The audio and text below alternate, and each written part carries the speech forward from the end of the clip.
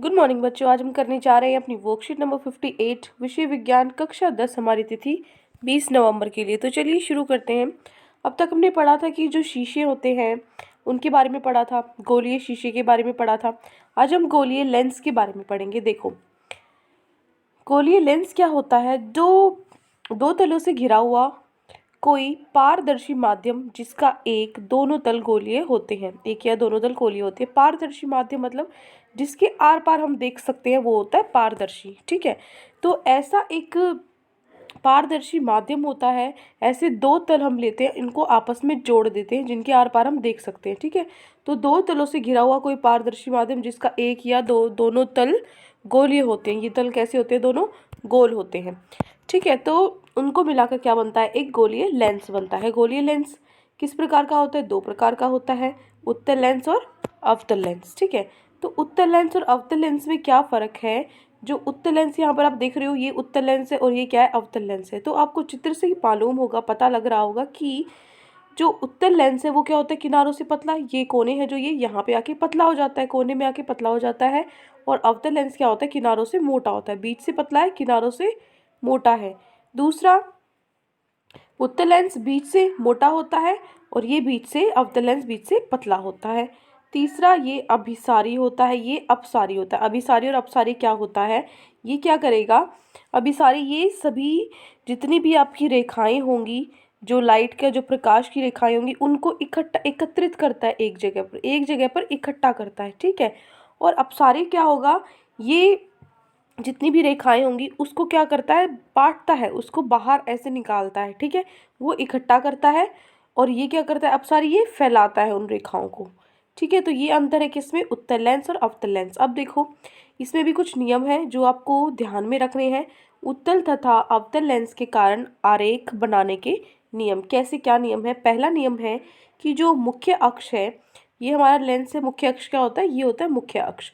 तो मुख्य अक्ष के समानांतर आने वाली प्रकाश, कोई भी इसके समानांतर कोई भी प्रकाश आएगा उत्तल लेंस से, अपवर्तन के बाद लेंस की दूसरी ओर, ये एक ओर है, ये दूसरी ओर है, यहाँ का जो फोकस है दूसरी ओर के फोकस से जाती है तथा विपरीत से। दूसरा, मुख्य अक्ष के समानांतर आने वाली प्रकाश किरण अवतल लेंस से अपवर्तन के बाद लेंस के दूसरी ओर फोकस से दूर जाती है। देखो क्या कह रहे हैं? पहली वाली में ये वाला फिगर है, यहाँ पर क्या होगा? ये इसके समानांतर जो रेखा है, ये फोकस से दूसरी ओर जो फोकस है वहां से गई। लेकिन जो अवतल लेंस है उसमें मुख्य अक्ष के समानांतर जो रेखा है वो क्या होगी? फोकस से, फोकस के ठीक सामने से अवतल लेंस पर पहुंचते ही वहां से मुड़ जाती है। ठीक है, वो अपनी ये है दिशा ऐसे बदल लेती है। ठीक है, ये किस में होता है? ये अवतल लेंस में होता है।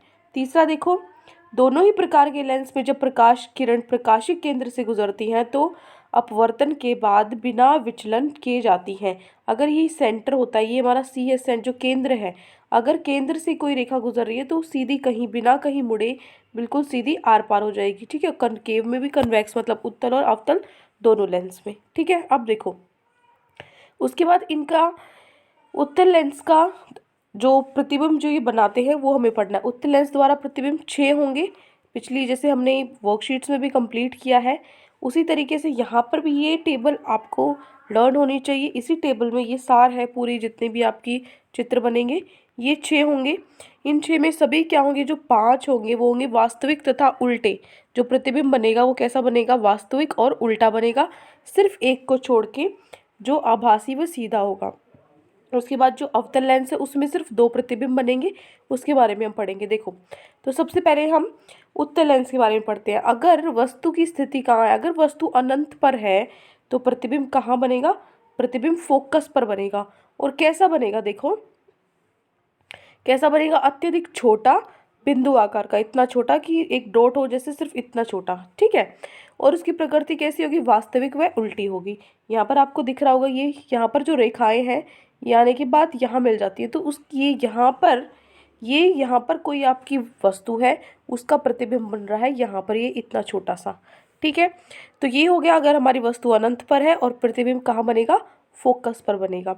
दूसरा देखो, अगर जो वस्तु है वो 2f1 से परे है, देखो यहाँ पे f1 और f2 है। आपको इसमें थोड़ा साफ तो नहीं दिख रहा होगा क्योंकि ये देखो यहाँ पे साफ है बिल्कुल।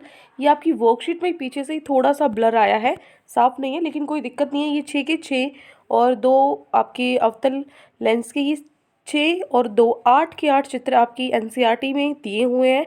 वहाँ से आपको ये एक बार चेक कर लेने हैं, ठीक है। यहाँ से वीडियो देखने के बाद एनसीईआरटी खोल के आपको ज़रूर देखना है कि किस तरीके से ये चित्र आपको दिए गए हैं, ताकि आप साफ तरीके से उनको देख पाओ। देखो अब यहाँ पर क्या होगा, देखो जैसे ये आपका लेंस है, ठीक है, ये लेंस है, तो ये आपका हो जाएगा केंद्र। केंद्र के इधर होगा f1 फोकस 1, और जितना यहाँ पे फोकस, जितनी दूरी पे फोकस 1 है उतनी ही दूरी पर इधर होगा दूसरा फोकस f2 डबल, ये 2f2 है, ठीक है, 2f2 है। यहाँ पे देखो ये दिख रहा है आपको छोटा सा 2f, ये 2f1 है। ये देखो मैं दोबारा से बना देती हूँ। ये जैसे आपका लेंस है, ये लेंस है, ये आपका केंद्र हो जाएगा।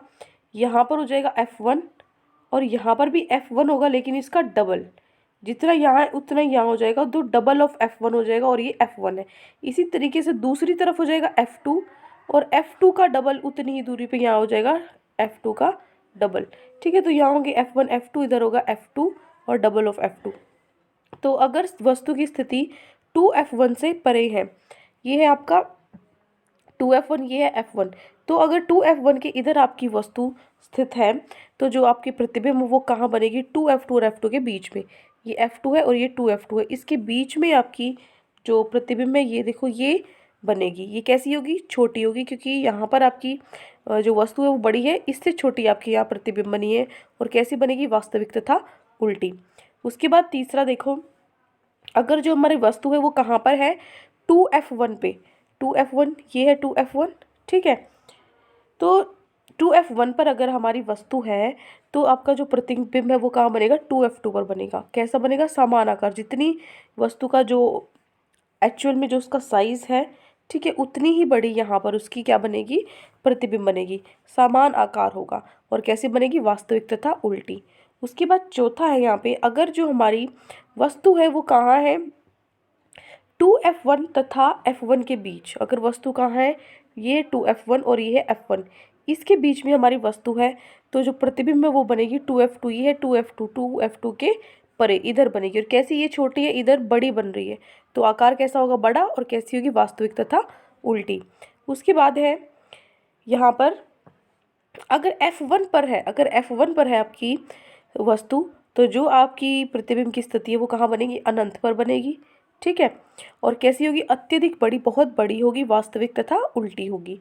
उसके बाद f1 तथा o के बीच, ये है f1, ये देखो ये है o और ये है f1, यहाँ पर ध्यान से देखो, ये f1 है और ये o है, इसके बीच में अगर आपकी वस्तु है यहाँ पर, ठीक है, ये आपको दिख रही होगी छोटी सी, ये आपकी वस्तु है, तो जो आपका प्रतिबिंब है वो कहाँ बनेगा, जिस और वस्तु है, यहाँ वस्तु है इसी तरफ, बाकी तरफ यहाँ बन रही थी, अब की बार इसी तरफ बनेगा। ये देखो इधर बन रही है, कैसी बन रही है, बड़ी बन रही है और आभासी व सीधी बन रही है। बाकी सब में क्या होती थी, उल्टी, अब की बार सीधी बन रही है, ठीक है। तो ये है जो सबसे अलग है, वरना सब में वास्तविक तथा उल्टी है, ठीक है। अब देखो, अब आते हैं अवतल लेंस द्वारा प्रतिबिंब। अवतल लेंस द्वारा प्रतिबिंब ये सिर्फ हमें दो है, तो हमारे पास है, जिसमें पहली स्थिति में वस्तु है वो कहाँ पर है, अनंत पर है, इन्फिनिटी पर कहीं पे भी आपकी वस्तु है तो इसके समानांतर आपकी रेखा जाएंगी और यहाँ से मुड़ जाएंगी। तो जो इनकी प्रतिभा, जो आपकी प्रतिबिंब है वो कहाँ बनेगी, फोकस पर बनेगी, ठीक है। यहाँ आपकी प्रतिबिंब बनेगी और कैसी होगी, अत्यधिक छोटी बिंदु के आकार की, जैसे कि आपको दिख रही है, और कैसी, आभासी व सीधी। उसके बाद अनंत तथा कहाँ होगी हमारी, जो ओ है, केंद्र है, उसके बीच में, ओ से जो केंद्र है और पीछे इन्फिनिटी पर, अनंत से कहीं पर भी है बीच में, तो जो आपकी प्रतिबिंब है वो फोकस तथा ओ के बीच में बनेगी। ये है आपका फोकस और ये है हमारा केंद्र ओ, इसके बीच में यहाँ पर हमारी प्रतिबिंब बनेगी। कैसी बनेगी, छोटी, यहाँ पे वस्तु बड़ी है लेकिन उसके प्रतिबिंब छोटी है, और कैसी, आभासी व सीधा। उसके बाद आता है हमारा लेंस सूत्र। लेंस सूत्र क्या होता है, लेंस सूत्र में क्या होगा, जो हमारी 1/f, f क्या है, फोकस दूरी, f है फोकस दूरी, ठीक है, v क्या है हमारी प्रतिबिंब की दूरी, और u क्या है वस्तु की दूरी।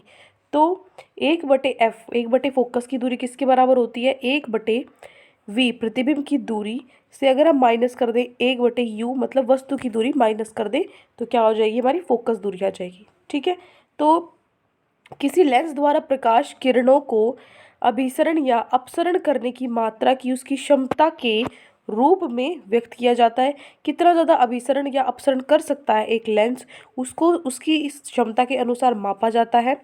ठीक है, इसे द्वारा निरूपित किया जाता है।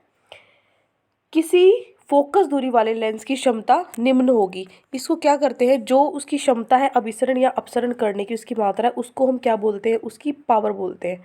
ठीक है, तो लेंस की क्षमता बोलते हैं, इंग्लिश में पावर होता है, लेंस की क्षमता के द्वारा मापा जाता है। तो ये होगी पी लेंस की क्षमता। लेंस की क्षमता क्या होती है, 1/f फोकस दूरी लेंस की क्षमता होती है।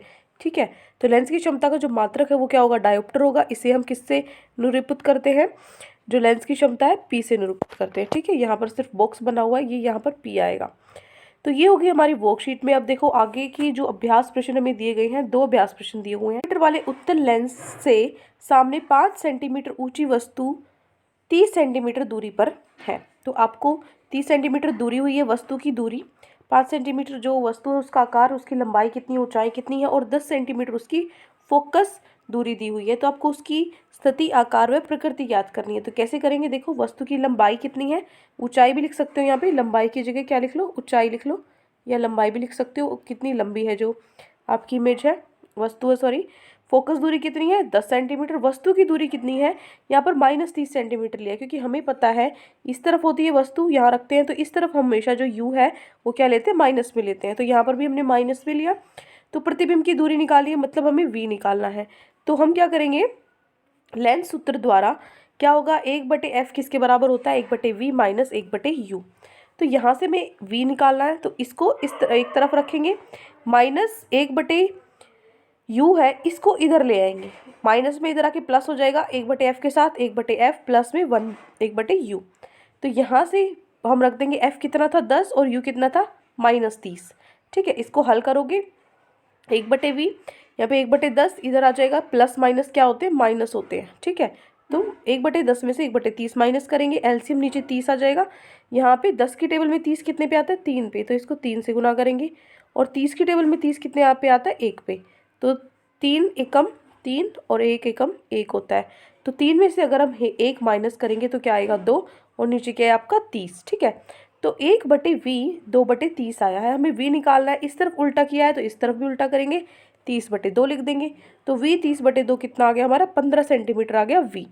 अब v आ गया, अब हम क्या निकालेंगे, m निकालेंगे। m क्या होता है, v/u होता है। ठीक है, तो v अभी हमने निकाला 15 और u हमारा था -30। तो 15 दूनी क्या होता है, 30 होता है, तो -1/2 हो गया, मतलब -0.5 सेंटीमीटर। ठीक है, तो m है, m कितना होगा, जो हमारी ऊंचाई, जो हाइट है किसकी, जो वस्तु है हमारी, उसकी जो हमने रखी हुई है, उसकी जो प्रतिबिंब बन रही है उसकी ऊंचाई, और जो हमारा वस्तु है उसकी। ठीक है, ये क्या है, वस्तु की, और ये क्या है, जो उसके द्वारा प्रतिबिंब बन रहा है उसकी। ठीक है, हाइट, ऊंचाई कितनी है। तो m है जो, देखो अब यहाँ पे m हमने कितना निकाल लिया, 0.5 निकाल लिया। यहाँ पर क्या किया मैंने, इसको मल्टीप्लाई कर दिया। कैसे किया है, देखो ये फॉर्मूला होता है m का, जो हमारी वस्तु की जो प्रतिबिंब बन रही है उसकी ऊंचाई और वस्तु की ऊंचाई। तो मैंने इसको क्रॉस मल्टीप्लाई कर दिया, इधर इसको गुणा कर दिया। तो m ये जो ऑब्जेक्ट है, जो हमारे वस्तु है, इसको मैंने यहाँ पर ये ऊपर चढ़ाने के बाद गुणा में हो जाएगा, नीचे विभाजित है तो, और हमारे पास क्या बचा, इस तरफ सिर्फ hi बचेगा। तो यहाँ पे जो m है वो -0.5 है, और HO जो आपकी वस्तु की ऊंचाई है वो कितनी दी हुई है, 5। तो हमारे पास जो उसका प्रतिबिंब है उसकी ऊंचाई हम निकालेंगे। कैसे, क्या हो जाएगा, इसको मल्टीप्लाई कर दो, 0.5 × 5 क्या होता है, 2.5 सेंटीमीटर, -2.5 सेंटीमीटर आ गई हमारी HI, जो प्रतिबिंब बना रही है वस्तु, उसकी ऊंचाई। तो प्रतिबिंब 15 सेंटीमीटर दूरी पर वास्तविक, उल्टा व 2.5 सेंटीमीटर ऊंचाई का होगा। ये हो गया उसका, जो हमें बतानी थी उसकी प्रकृति, आकार, ये हमने बता दिया। ठीक है, तो ये हो गया हमारा, ये देखो ये हो गया हमारा प्रश्न नंबर 1। ठीक है, अब हम चलते हैं हमारे प्रश्न नंबर 2 पे। देखो प्रश्न 2 क्या दिया गया है, आपको क्या करना है, अब सारी लेंस के निम्न प्रतिबिंब के लिए रेखा चित्र बनाओ, वास्तविक तथा आवर्धित, आभासी तथा आवर्धित। तो वास्तविक तथा आवर्धित और आभासी तथा आवर्धित के लिए आपको क्या बनाना है, रेखा चित्र बनाना है। तो देखो ये होगा, ये पहले होगा बिंब। अगर पहला पार्ट है जो बिंब अगर हमारा होगा F1 2F के बीच में, ये है F1 ये है 2F1, इसके बीच में हमारा बिंब है, तो प्रतिबिंब कहाँ बनेगा आपका, जो प्रतिबिंब बन रहा है वो यहाँ बन रहा है, कहाँ पे, जो 2F2 है। तो देखो प्रतिबिंब की स्थिति क्या होगी, 2F2 के परे, 2F2 के इस तरफ यहाँ पर बनेगी हमारा। और प्रकृति कैसी होगी, वास्तविक है और उल्टी होगी। और प्रतिबिंब का आकार कैसा है, अत्यधिक बड़ा, यहाँ पर जितना उससे बड़ा है यहाँ पर आकार, ठीक है। तो ये हो गया हमारा, ये हमारा पहला पार्ट, ठीक है, ये हो गया हमारा पहला पार्ट। उसके बाद दूसरे पार्ट में देखो, दूसरे पार्ट में हमें क्या करना है, जो बिंब है वो कहाँ होगा, F1 और प्रकाशीय केंद्र O के बीच, ठीक है। F1 और ये देखो ये है F1 और ये है O, इसके बीच में हमारी वस्तु रखी गई है। तो प्रतिबिंब का आकार कैसा होगा, ये वस्तु कहाँ बनेगी, सबसे पहले प्रतिबिंब बनेगी वस्तु के एक तरफ, जिस तरफ वस्तु है इसके ही तरफ बनेगी हमारी प्रतिबिंब। और कैसी होगी, वास्तविक तथा, यहाँ पर मेरा उल्टा लिखा हुआ है, मैंने इसको सीधा कर लेना है, ठीक है। ये यहाँ पे गलत लिखा हुआ है, वास्तविक तथा उल्टा नहीं आएगा यहाँ पे, यहाँ पर आएगा आभासी तथा सीधा, ठीक है, आभासी तथा सीधा, ये आपको ठीक कर लेना है, ठीक है, आभासी तथा सीधा। और प्रतिबिंब का आकार कैसा होगा, अत्यधिक बड़ा, बहुत बड़ा, ये ठीक कर लेना आपको। जो प्रकृति होगी कैसी होगी, आभासी तथा सीधी, ठीक है। तो ये दो क्वेश्चंस आज आपकी वर्कशीट में गिवन थे। आई होप अच्छे से आपको दोनों प्रश्न समझ में आ गए हैं। कोई भी डाउट है बेटा पूरी वर्कशीट में तो कमेंट सेक्शन में आप मुझे बता सकते हैं। और अगर आपको हमारी वीडियो अच्छी लगे तो हमारे चैनल को सब्सक्राइब भी कर सकते हैं। Thank you and have a great day.